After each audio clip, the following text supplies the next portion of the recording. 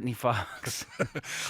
Speaking of loud, though, and before I ask you a bit more about this record and what you've learned over the last couple of years, I meant to ask you about your ears. Like, part of the reason you did check out for a while was because of suffering from Menieres Disease. Is that how you say it? I don't know. No, that's the nicest way anyone's ever said it's Menieres. Meniere. Okay, but well, no, it's but got no, a accent aigu, so I thought it might. you know, but you know how to actually probably say the way that it's really meant to be maybe. said. But how are you doing now? That was it damage to your hearing? Is that what that?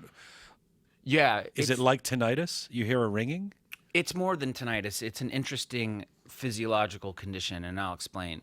So, for years, I was struggling with hearing problems. With my monitors, and some nights would just be bizarre when I was in the Cardinals, and pretty much, I think since 2005, things were being weird, and for me on stage, they were being weird for me in my life, and my hearing seemed to start getting funny as well, where I was having bouts of tinnitus. But Meniere's disease is an interesting thing. It has something to do with the inner ear canal and the sacs inside of it.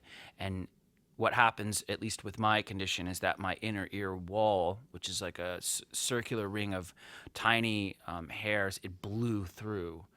And when it blew through, it's basically like a sweater, like a knit sweater. Like once you've torn it open, it just unravels at its pace. And you have to be careful with how that goes. Well, What does that feel like? Well, see, that's the thing, is the symptoms of Meniere's are different for everyone, but in extreme cases, it's seasickness, nausea. It causes panic, like a panic attack that feels akin to vertigo. So it isn't like a vertigo of looking down. It's a vertigo of an in general kind of your sense of placement is off. Bright lights, like extremely bright lights, can trigger an episode. And so, can you treat this, or have you just resolved to live with it? Well, you live with it, but there are only things. The things that I learned to do. I went to see the two specialists in the United States that knew the most about it, and both of them had differing opinions about how it was handled and what it even was, because many people are suffering from it, and a lot of people still don't know what it is. And the first stuff that anybody has discovered is that you more or less try to cut your sodium levels to almost zero if you can, which is That helps? it really does actually. For some reason, sodium intake affects the way that your body handles itself, so that it's reflected in your balance in your ear. I don't fully understand the science of it. I would imagine that somehow maybe salt and sodium, somehow the way it's ingested eventually ends up in the same kind of bloodstream that goes to the ears. But the other is you keep your stress level at as low as possible. You're not supposed to smoke, drink coffee. And how do you do with all that? I drink tea. Do you smoke? No, I quit smoking 4 years ago. So does this happen from? I don't have no idea. Did this happen from loud monitors? From years of exposure to loud noise? No. It's not cause and effect. It's not. No, it's a disease. It's you don't catch it from rock music. It's like I got my ear too close to the dirty microphone. I have the damage in my left ear from being hitting drums too loud for too many years. So I didn't know if it was something like that. Well, I'll explain the difference in the tinnitus. Tinnitus would be like a chronic ringing that you have that maybe sometimes goes up and sometimes goes down from ear damage. My tinnitus was from the year 2000, late 2006 until 2008. I had the frequencies of a siren in my left ear for 24 hours a day for over 2 years. They never stopped.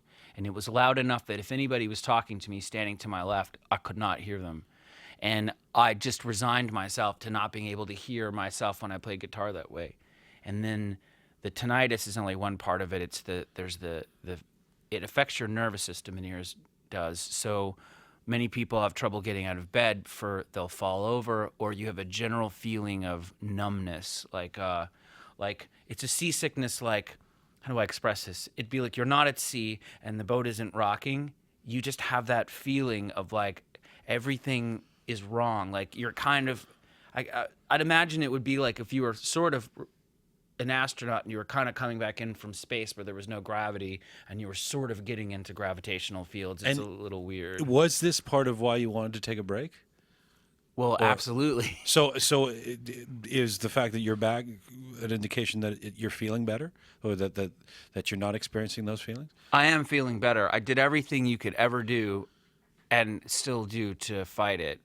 I went to the first stuff I did was I rested for like 4 months while I was going to see people and coming up with an idea of how I was going to get over this, because it was impossible to go forward. I It must have been really scary as a guy who, your ears are part of the gig, right? Well, the way that I was even able to finish being in the Cardinals was that basically when you have an attack, it's an episode, and episodically Menieres for me lasted several days and then sometimes would calm down for a week.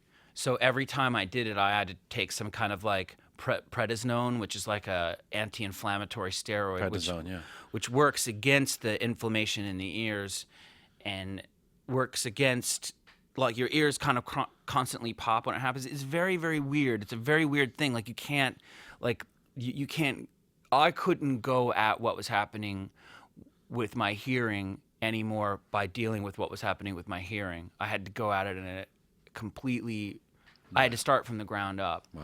So I left the road. I was exhausted from a year of fighting it on the road and trying to stay on top of it and taking medicines to, you take this for 2 weeks and you're sped out and you're trying to do stuff, and then coming off that stuff you're exhausted. It was a lot of work.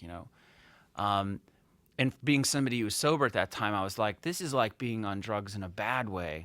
I hadn't had that experience before then. And right. But so basically, I live in California now, and I decided, well, everybody that I talked to before basically said that you should try these trial medications that no one even knew what they did. They were like, anti-inflammatory, like system response kind of like drugs that you put into your body for 6 months and maybe they work, but the side effects were like lockjaw and you get like a third arm, and I didn't want to do that. So I went to see, the first thing I did is I went to see a nutritionist, and I did this amazing thing where you do like blood labs where you submit stuff long enough where they could see like every part of your whole body and every place that you were ever deficient in or you ever would be deficient in vitamin wise, which was really weird because I was like massively deficient in like all these crazy things. Right.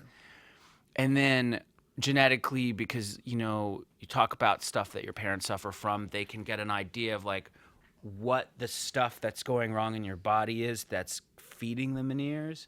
So I did all that, and they're basically like, well, the good news is you get to take like about 46 vitamins a day, which was really weird. Right. Like enough vitamins where like, I mean, it took my stomach like 8 months to get used to it. Like a cocktail. Yeah.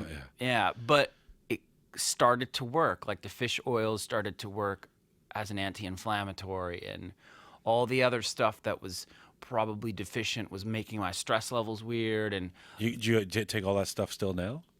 yeah, absolutely. I mean, it's modified as you go along because then your body starts to, then as you eat food and you're taking these supplements, your body starts to actually go, oh yeah, I do need to make that again. If that makes any sense. Right. And is it? By the way, do I have time with you? Do you guys have to run off because we're talking about this? But I want to ask you about the record too. It's cool. Is that you all right? I could sew it up for you in about okay, 5 yeah. sentences. Then the second thing I did was I started to hike, which was weird for me. I just basically, I just got, I couldn't really play music, so I basically started to get really interested in flamenco, bolero style Spanish guitar playing, black metal, as satanic as I could find it, and classical music, stuff that reminded me of like Fauré and Berlioz, stuff like that. I loaded up this iPod player and I basically just took off into the hills in California because behind our house is just nothing but these crazy sprawling hills that go all the way into Glendale, and they're miles and miles and miles and miles and thousands of feet up. And I got lost, and just every day that's what I did, which was really great because I wasn't feeling great and my balance was weird. And so the way I counteracted it was I was like, I'm going to go and get fresh air.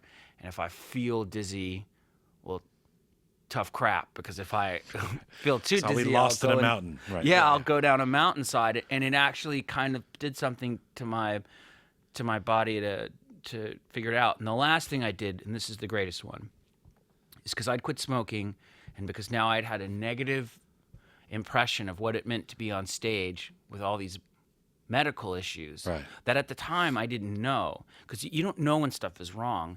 You just know when you're trying to get through it and you're like, why does everything feel weird, or I can't hear, and the frustration, and all this is Right. going on in front of people.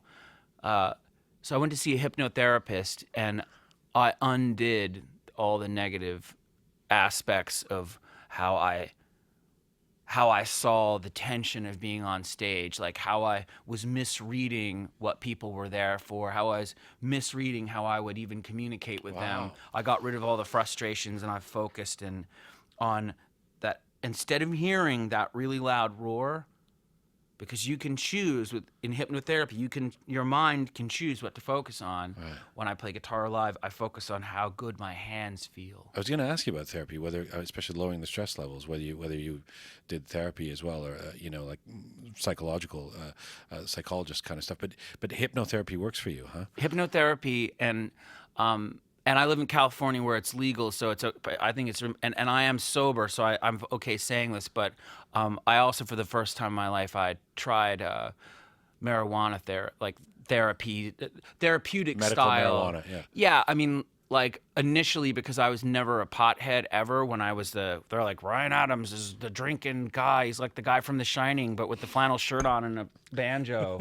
Do you know what I mean? Like that was about that. Look, you know what that is? Like, that was because cocaine existed and people drink. That's what that was, right? But that wasn't about smoking pot or any psychedelics and stuff, and it wasn't part of what I did. And so another thing I did, because it's hard to sleep when you have all these symptoms, is I would try these Thc pills before bed. And it works? I would get the craziest sleep, and I would wake up feeling really refreshed, and you're sleeping, so you're not like, you don't wake up with like a bag of Cheetos on your head, you know what I mean? Like, you just wake up and you It doesn't feel give better. you the munchies. It helps you lower your stress. Let me ask you a bit about this album. We were talking about, we played a bit of that song "Dirty Rain," which is the opening song, and the lyrics